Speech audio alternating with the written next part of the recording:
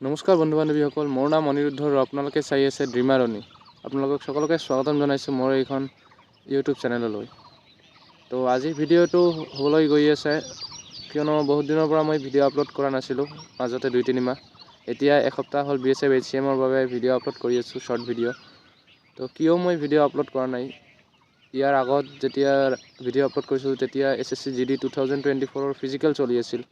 Physical হোৱাৰ সময়ৰ কথা, যেতিয়া মই ফিজিকেলৰ ৰানিং প্ৰেক্টিছ কৰি আছিলোঁ তেতিয়াৰ সময়ৰ ভিডিঅ'বিলাক দিয়া আছে। তাৰপিছত আৰু ভিডিঅ' দিয়া নাই, কিয় দিয়া নাই? আৰু 2024ৰ SSC GDৰ ৰিজাল্ট মোৰ কি হ'ল, কিয় বাদ পৰিব লগা হ'ল, আৰু SSC GD 2024ৰ যিটো এক্সাম হৈ গ'ল, এনচাৰ কি আহিলে, সেইটো মোৰ এক্সামটো কেনেকুৱা হ'ল, কি নম্বৰ আহিলে, এইবিলাকৰ ওপৰতে আজিৰ ভিডিঅ' হ'ব।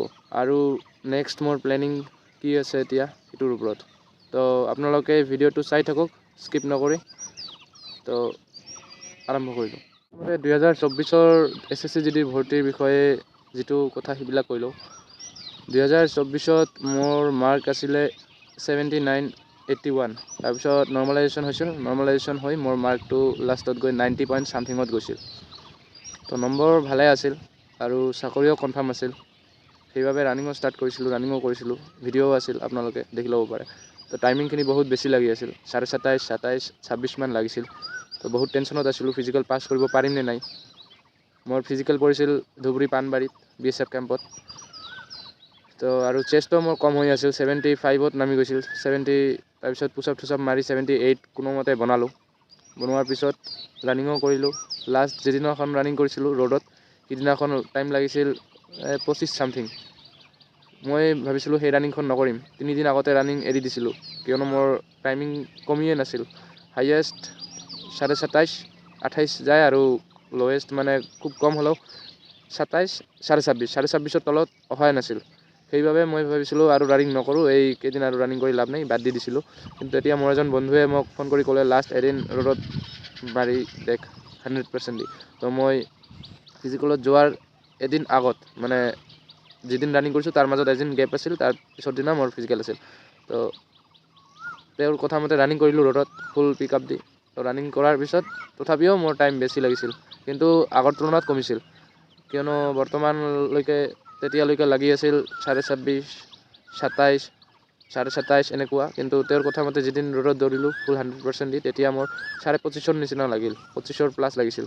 তো এনেকুৱা অৱস্থাতেই মই, আৰু মোৰ যিটো মানে চেষ্ট এনে নহয়, NXRখন যে বনাম সেইটোও মই বনোৱা নাছিলোঁ, আৰু সেইটো লৈ 2-3 দিন 4 দিন দৌৰা দৌৰি কৰি তথাপিও বনোৱা কমপ্লিট হোৱা নাছিল। মোৰ বহুত টেনশ্যনত আছিলোঁ, ফিজিকেল পাছ কৰিব পাৰিম নে নাই। আৰু তাত যোৱাৰ পিছত কেম্পত যিদিনাখন মোৰ ফিজিকেল আছিল, সেইদিনাখন কেম্পত যোৱাৰ পিছত ভাবি আছিলোঁ যে মই ৰানিং কৰিব পাৰিম নে নাই, কিয়নো চেষ্টত বহুকেইজনক ৰিজেক্ট কৰি আছিল। তো সেইবাবে, কিন্তু ভগৱানৰ কৃপাত মই ফিজিকেল দিব পাৰিছিলোঁ, কিয়নো মোৰ 78 হৈছিল, এইফালে 78 নেকি 79 হৈছিল, আৰু মোৰ 9 চেণ্টিমিটাৰ ফুলাইছিলোঁ। তো সেইবাবে মই ফিজিকেল দিব পাৰিছিলোঁ। আৰু ফিজিকেল ৰানিং যেতিয়া ষ্টাৰ্ট হ'ল তেতিয়া ভালে দৌৰি আছিলোঁ, মাজত গৈ মনত এবাৰ চিন্তা আহিল যে ফেইল কৰিম বোধহয়। কিন্তু তাৰপিছত জোৰ লগালোঁ আৰু ৰানিংটো পাছ কৰিলোঁ।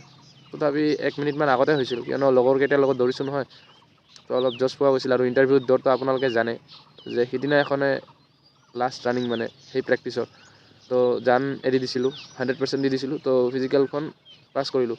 তাৰপিছত আহিল ডিভিৰ সময়ত মোৰ চেষ্টটো কম আছিল বাবে মোক NXR দেখুৱাবলৈ কৈছিল। NXRখন মোৰ বনোৱা হোৱা নাছিল। তো তাৰপিছত NXRখন মই বনাবলৈ মোক টাইম দিছিল 4 দিনৰ নিচিনা, মিডিলত বন্ধ আছিল 4 দিন নেকি 5 দিনৰ নিচিনা টাইম দিছিল। তো মই বনাই সেইটো লৈ গ'লোঁ। বনাই লৈ যোৱাৰ পিছত মোৰ সিদিনাখন মেডিকেল নহ'ল, কিয়নো দুপৰীয়া হৈ গৈছিল। সেইবাবে মোক পিছৰ দিনা ৰাতিপুৱা 6 বজাত যাবলৈ ক'লে। তো মই পিছৰ দিনা ৰাতিপুৱা 6 বজাত গ'লোঁ। যোৱাৰ পিছত আমাক প্ৰথমে ধুবুৰীলৈ লৈ গ'ল, যিবিলাক মানে ব্লাড টেষ্ট আৰু ইউৰিন টেষ্ট সেইবিলাকৰ বাবে। তো সেইবিলাক কৰি আমাৰ আহোঁতে বহুত লেট হৈ গৈছিল, 1টা, 1:30, 2টামান বাজি গৈছিল। তো তাৰপিছত আমাৰ মেডিকেল হ'ল। মেডিকেল হোৱাৰ পিছত মই আগৰ পৰাই জানিছিলোঁ যে মোৰ চকুত প্ৰব্লেম হ'ব, মই ডক্টৰকো দেখুৱাইছিলোঁ।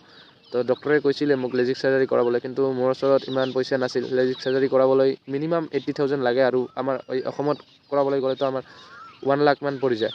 তো সেইকাৰণে মই সেইটো কৰিব পৰা নাছিলোঁ। আৰু মই এইটো জানিছিলোঁ যে মই যদি ৰিজেক্ট হওঁ তেনেহ'লে এই চকুৰ বাবেই ৰিজেক্ট হ'ম। ঠিক তেনেকুৱাই হ'ল। যিদিনাখন মেডিকেল হ'লে সিদিনাখন কোনো দিয়া নাই ৰিজাল্ট। তাৰপিছত পিছৰ দিনা ৰাতিপুৱা 10:30 বজাত যাব ক'লে, 10 বজাত। তো তেতিয়া গ'লোঁ, যোৱাৰ পিছত সকলোৰে ৰিজাল্ট ক'লে। প্ৰথমে ৰিজেক্ট হোৱাবিলাকৰ ক'লে। তো 3-4 জনৰ কোৱাৰ পিছতে মোৰ নামটো আহি গ'ল।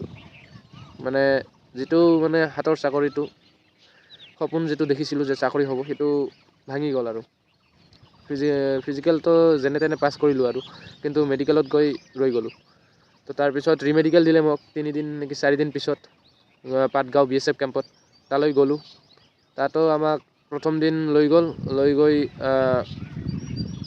একো কৰা নাই। প্ৰথম দিনে যিসকলৰ মানে ইউৰিনত কিবা প্ৰব্লেম আছিল বা বেলেগ কিবা কিবি প্ৰব্লেম আছিল, তেওঁলোকক GMCHত লৈ গ'ল। আৰু আমাক তেনেকুৱা একো কৰা নাই। তো আমাক নেক্সটৰ দিন আহিব ক'লে। নেক্সটৰ দিন গ'লোঁ। যোৱাৰ পিছত তাৰপিছত মোৰ আই টেষ্টখন ল'লে। আই টেষ্টখন লোৱাৰ পিছত ইয়াতে মোৰ পাণবাৰীত দেখুৱাই আছিল 6/12 এই ৰাইট আই, আৰু এইটো 6/, নহয়, লেফ্টটো 6/12 দেখাই আছিল আৰু ৰাইটটো 6/9 দেখাই আছিল। তো এইটোতো মোৰ তাত গৈও মানে ৰিমেডিকেলত গৈও 6/9 থাকিল, আৰু লেফ্টটো যিটো 6/12 দেখাই আছিল সেইটো 6/9 হ'ল। তো 6/9 6/9 দুটাই। তো ভাবিছিলোঁ যে মোক হয়তো পাছ কৰাই দিব, কিয়নো মই এজন বেংগলী ল'ৰা, আৰু তাত যিজন মানে কমাণ্ডেণ্ট অফিচাৰ আছিল, তেওঁ এজন ব্ৰাহ্মণ আছিল, বেংগলী আছিল, চক্ৰৱৰ্তী। কিন্তু আপোনালোকে জানে ফৌজত সেইবিলাক নাই, ফৌজত ডিউটিটোৱে মেইন। তো সেইটোৱে আৰু মোক পাছ নকৰালে, মোক ডিছকুৱালিফাই কৰি দিলে, আৰু মই 2024 ভৰ্তিখনৰ পৰা বাদ পৰি গ'লোঁ।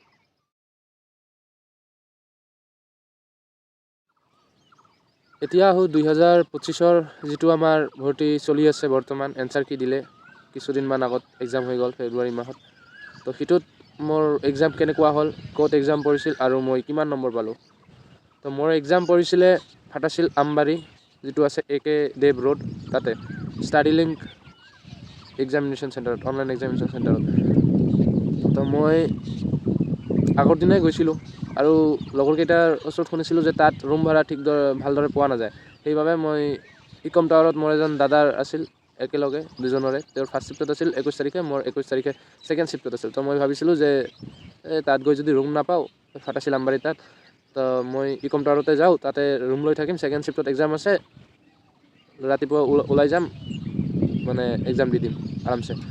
কিন্তু তেনেকুৱা নহ'ল। মোৰ ৰিপৰ্টিং টাইম আছিল 11:15 আৰু মই ভাবিছিলোঁ 9:30 বাহিৰ হ'ম তাৰ পৰা, মানে ইকম টাৱাৰত য'ত আমি ৰুম লৈ আছিলোঁ তাৰ পৰা মই ভাবিছিলোঁ 9:30 বাহিৰ হ'ম।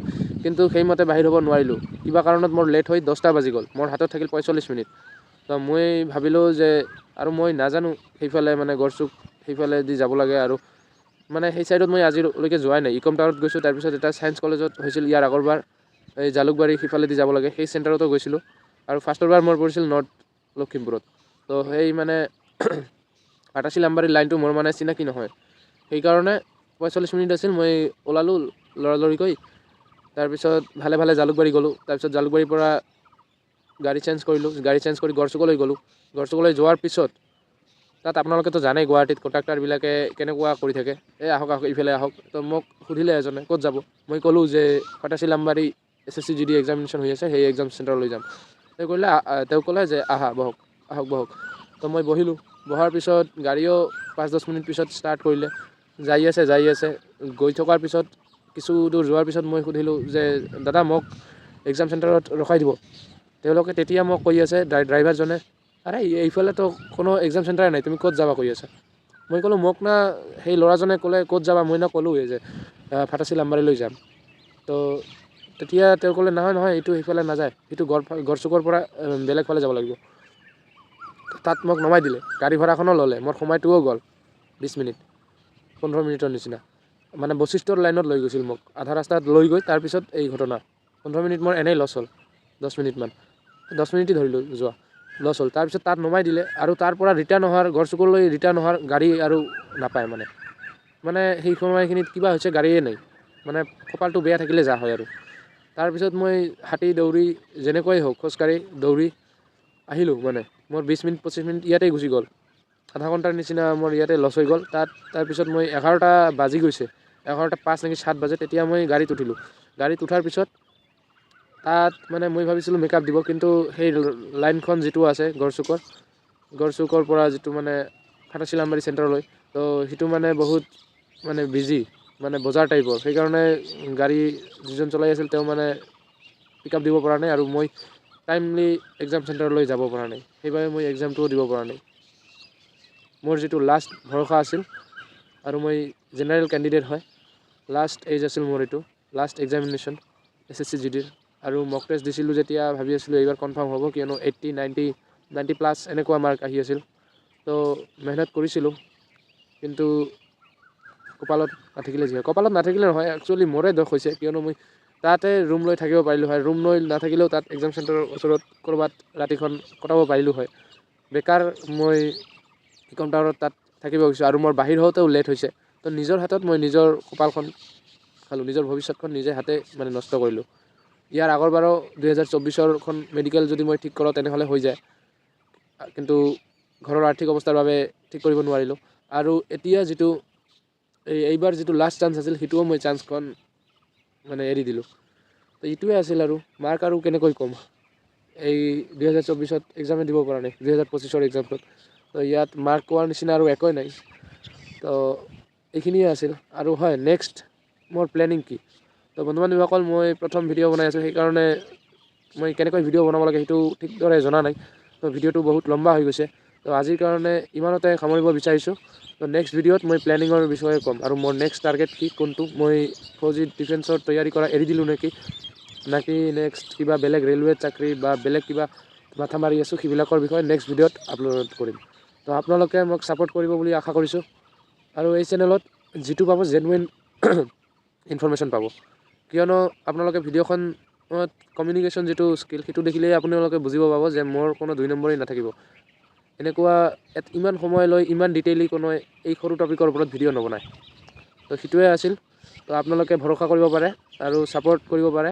তো চেনেলটোক ছাবস্ক্ৰাইব কৰি ৰাখিব, ভিডিঅ'টো ভাল লাগিলে লাইক কৰি ৰাখিব, আৰু কিবা কমেণ্ট কৰিব লাগিলে কমেণ্ট কৰিব, কিয়নো মোক এতিয়া কেৱল আপোনালোকৰ ছাপোৰ্টহে লাগে।